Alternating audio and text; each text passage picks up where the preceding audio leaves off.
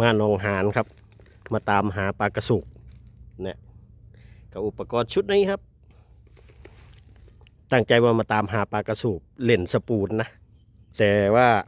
ผิดคิวครับมือนี้นี่โอ้โห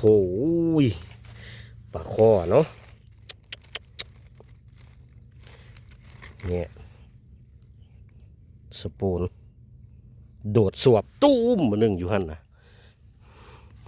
เจอกับคัน UL ครับเบิร์กเล่สปิริตตัวนี้เวทเหยื่อ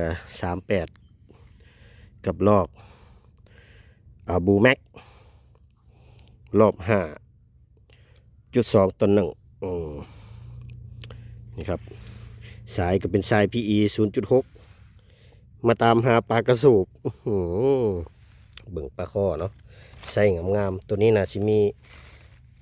4 ขีดได้มั้ง3-4 ขีดได้อ้วนตับเลยก็เป็นปลาข้อตัวแรกของปีเนาะ ที่ตกได้ก็โอเคครับเดี๋ยวถ่ายรูปงามๆครับผม